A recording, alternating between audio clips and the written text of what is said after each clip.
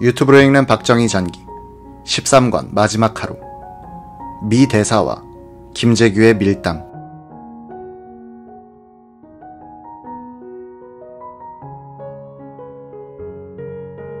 여기서 잠시 숨을 멈추고 우리는 박정희가 이날 왜 이토록 집요하게 김영삼과 미국에 대하여 증오에 가까운 감정을 드러내고 있었는지를 알아볼 필요가 있다. 김영삼이 박정희를 정치 공작으로 일삼는 독재자로 생각했듯이 박정희는 김영삼을 사대적 근성을 가진 위선자로 보고 있었다.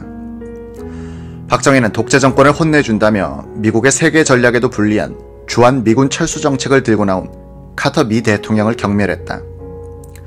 그는 또 이 카터와 미국의 힘을 믿고 자신에게 도전한다고 본 김영삼을 더 경멸했다. 박정희는 1979년에 들어와서는 카터와 김영삼에 대한 이런 경멸감을 정책으로 표현하기에 이르러 문제가 꼬이기 시작한다. 카터가 신민당 김영삼 총재를 싸고 돈다고 생각한 박 대통령은 9월부터는 김영삼을 구속하는 문제를 진지하게 생각하고 있었다. 그런 낌새를 눈치챈 미국은 김영삼을 구속하면 가만히 있지 않겠다는 신호를 계속해서 보냈다. 9월 15일 글라이스틴 주한 미국 대사는 최강수 의전 수석을 만나 단도직입적인 긴 대화를 가졌다. 최근에 비밀 등급에서 해제되어 공개된 글라이스틴의 국무부 장관 전 보고문서에 따르면 상부의 지시를 받아 말하는 것임을 분명히 하고 내 말을 그대로 대통령에게 전해달라고 최 수석에게 요청했다는 것이다. 글라이스틴 대사는 만약 한국 정부가 행동을 자제하지 않으면 예컨대 김영삼을 구속한다든지 혹은 최근에 카터가 방한했을 때 만났던 사람들을 구속하면 한국 정부의 이미지는 미국에서 심각한 상처를 받게 될 것이다 라고 말했다. 박정희는 외교적으로 점잖게 표현된 이 요청을 우리하고 친한 사람들을 건드리면 가만두지 않겠다는 강자의 협박 정도로 해석했던 것 같다. 바로 이날 문제의 인터뷰 기사가 뉴욕타임즈에 실렸다. 김영삼 총재는 이 신문과의 인터뷰 기사에서 의원직 제명에 단초가 되는 발언을 했다.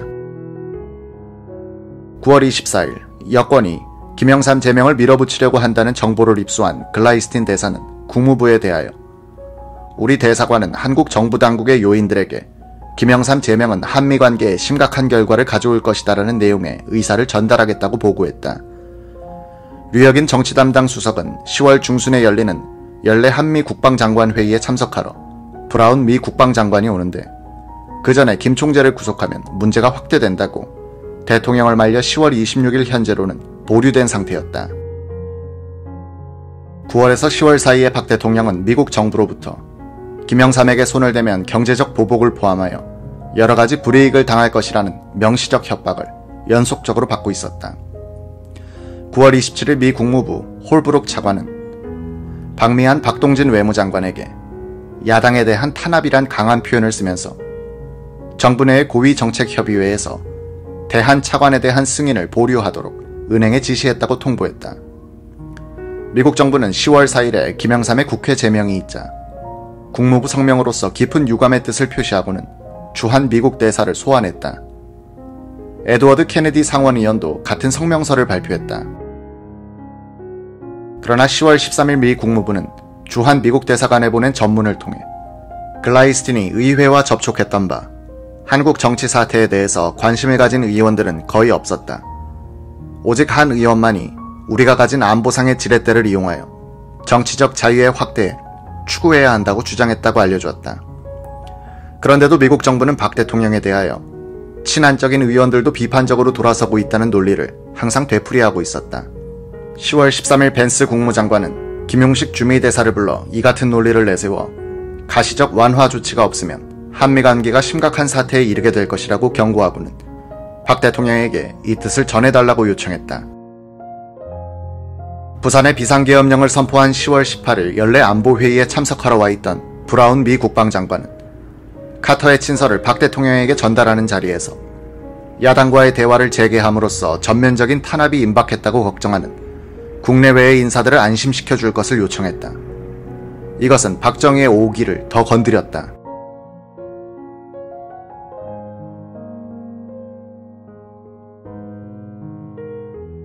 미국 정부가 박정희를 괴롭힌 것은 사실이지만 그를 제거하기 위하여 적극적으로 움직였다는 증거는 발견되지 않고 있다. 당시 미국은 정보기관의 횡포에 대한 의회의 조사가 진행되고 특히 외국의 국가 원수들에 대한 암살 음모가 폭로되고 있을 때였다. 미국 정부가 개입하여 박정희를 암살하도록 조종하기에는 적절하지 않은 시점이었다. 박정희의 제거는 한국의 정치 불안을 부를 것이 분명한데 이는 미국의 국익에 반하는 것이었다. 3년 전에 기자를 만난 글라이스틴은 박정희의 원폭 개발 계획도 1979년 무렵에는 핵 재처리 시설 도입 포기로서 완전히 동결되어 있었기 때문에 걱정하지 않고 있었다고 했다. 1979년에 김재규는 글라이스틴과 CIA 서울지부장 로버트 브루스터를 특별히 자주 만났다. 미국 측은 온건하고 충직한 김재규를 대화 창구로 삼아 박정희 대통령에게 의사를 전달하고 있었다. 이런 자리에서 오고 가는 이야기의 대부분은 박정희의 인권 탄압에 대한 미국 측의 불만과 비판을 둘러싼 것이었다. 이런 대화를 통해서 김재규 정보부장이 자극이나 격려 또는 암시를 받았을 가능성은 있다. 김재규는 12.6 사건 재판의 항소 이후 보충서에서 이렇게 썼다. 자주 국방이 이상일는지는 몰라도 현실적으로는 잠꼬대에 지나지 않는다. 서독 같은 나라도 집단 안보를 강조하고 있는데 우리나라가 자주 국방을 내세우고 있다는 것은 발상 자체가 우스운 것이다. 박정희는 자주 국방을 할 수 없는 나라는 진정한 독립국가가 아니라는 생각을 갖고 있었다. 그런데 유신 정권의 수문장은 미국 측 논리에 세뇌됐는지 대통령이 심혈을 기울여 추진하고 있던 자주 국방 정책을 잠꼬대라고 생각하고 있었다. 11.6 무렵 한미 양국의 네 인물 박정희, 김영삼, 김재규, 카터 중에서 세 사람은 한국적 민주주의 대 미국식 민주주의의 이념 대치 전선에서 반박편에 서 있었다는 얘기다. 인권, 자유, 평등과 같은 보편적인 가치를 앞세운 미국식 민주주의 앞에서 주체성에 기초한 박정희의 한국식 민주주의는 무너지고 있었다. 미국 정부는 한국 내의 야당과 민주화 운동단체들을 박정희의 공격으로부터 비호하기 위하여 주 공격 수역인 김재규를 설득하려고 노력했다. 특히 6월 말에 카터 방한을 앞두고는 한 달 사이에 확인된 것만 3번 김재규와 글라이스틴의 대화가 있었다. 최근에 비밀이 해제되어 공개된 문서에서 대화 내용을 부분적으로나마 알 수 있는 것들을 소개한다. 1979년 6월 20일에 주한 미국 대사 글라이스틴이 국무부에 지급으로 보고판 김재규 정보부장과의 면담 내용은 이러했다. 나는 오늘 김 부장을 만나서 단도직입적으로 카터, 박정희 정상회담과 한국 내 인권 문제의 중요성을 강조했다. 인권 향상을 상징하는 정치적 제스처가 있다면 더 이상 좋을 것이 없겠다고 말했다. 나는 또 정상회담을 전후하여 인권 탄압으로 생각될 수 있는 행동을 피해달라고 했다. 심각한 문제로 비화될 가능성이 있는 사례로서는 몇 주 전에 있었던 카터 방한 반대 선교사들에 대한 위협, 김대중에 대한 행동의 자유 제약, 그리고 크리스찬 아카데미 사건 같은 것이 있을 수 있다고 지적했다. 정상회담 이후에 있어야 할 한국 정부의 바람직한 행동을 강조하기 위해 나는 포드 대통령의 방한 뒤에 있었던 탄압의 예를 들었다. 김재규 부장은 내가 말한 뜻을 확실하게 알아들었다. 6월 26일 카터의 서울 도착을 사흘 앞두고 글라이스틴 대사는 김재규 부장에게 반체제 인사들의 가택연금 같은 행동은 정상회담의 분위기를 상하게 할 것이라고 지적했다며 도쿄에 있던 벤스 국무장관 앞으로 보낸 전문에서 밝히고 있다.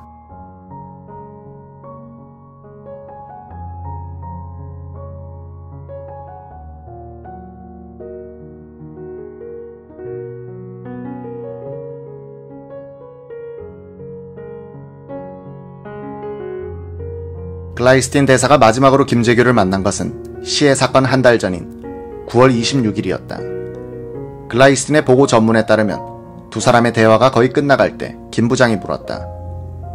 한국 경제와 국내 정치의 진행 방향에 대한 대사의 분석을 듣고 싶습니다. 나는 경제학자는 아니지만 한국 경제는 앞으로 6달에서 12달 사이에는 침체할 것으로 봅니다. 이 기간에 점차적인 물가 앙등으로 해서 임금 인상에 대한 압력과 정치적인 압력이 있을 것입니다. 그러나 나는 한국 경제가 기본적으로 건전하며 성장을 계속하겠지만 과거와 같은 성장률을 유지하기는 어려울 것이라고 생각합니다. 정치 문제에 대하여 말씀드린다면 두 가지 점이 나를 걱정스럽게 만듭니다. 하나는 정치적인 양극화 현상으로서 이는 국가를 분열시키고 정치적인 불안정을 초래할 것입니다. 신민당 사태를 둘러싼 국회의 공전이 이를 잘 말해주고 있습니다. 두 번째 문제는 모든 한국인들에게 관련된 것으로서 평화적인 권력 이동입니다. 현재의 헌법과 정치 조직으로서는 평화적 권력 이동을 다루기가 불가능할 것입니다. 나는 한국의 상황을 이란과 비교하는 것에는 동의하지 않습니다. 한국은 이란보다도 내부적으로 훨씬 강력하며 공통된 가치관과 이해관계를 갖고 있는 사회이기 때문입니다. 그래서 저는 한국의 장래에 대해서 낙관하고 있습니다. 대사의 이런 분석에 대해서 김재규는 기와의 판단은 매우 정확하다고 하면서 이렇게 덧붙였다. 권력 이동기나 전쟁과 같은 국내 위기 상황에서 한국 사람들의 가치관은 변함없이 지속될 것입니다. 한국의 발전과 안보를 위해서 가장 중요한 것은 정치의 안정이며 이는 정부가 확보해야 할 사안입니다. 김재규 부장은 한국 경제와 정치의 변화 전망에 대한 대사의 생각에 대해서 유별난 흥미를 보였다. 그는 정부의 기본적인 통제력에 대해서는 그렇게 걱정하지 않고 있다는 인상을 남겼다. 김 부장은 박 정권에 대한 불만이 쌓여가고 있고 경제 불황이 그런 불만 축적을 더욱 가속화시키지 않을까 하는 점에 대해서는 전보다 더 걱정하고 있었다. 김재규 부장은 공안기관의 권력 남용이 억제되어야 한다는 대사의 견해에 대해서는 동의한다고 말했다. 글라이스틴과의 마지막 만남에서 김재규가 권력 이동과 박 정권에 대한 정치적, 경제적 불만의 누적에 대해서 관심이 많았고 강권 통치에 반대하는 미국 대사의 입장에 동조했다는 점은 그가 미국의 논리에 설득되어 박정희식 통치에 대해서 회의하고 있었음을 엿보게 한다. 1979년 11월 19일 글라이스틴 대사는 국무부에 흥미로운 해명성 전문을 보낸다. 그 요지는 이렇다. 박 대통령의 죽음에 미국이 관련되어 있다는 의심이 한국에서 끈질기게 나돌고 있다. 일본과 미국 언론은 미국이 박정희 정부를 비판한 것은 쿠데타 음모자들에게 모종의 신호를 보내기 위한 것이었다고 쓰고 있다. 김재규도 앞으로 재판에서 나와 나의 전임자들이 자신에게 박 대통령을 공격하라고 부추겼다는 주장을 하고 나올 가능성이 있다. 우리는 그런 일을 하지 않았다. 나는 한국 내의 어떤 사람들이나 조직들에게 박정희 정권이 1년 이상 유지될지 의심스럽다는 말을 하고 다녔다는 비난을 듣고 있다. 나는 그런 대화를 한 적이 없다.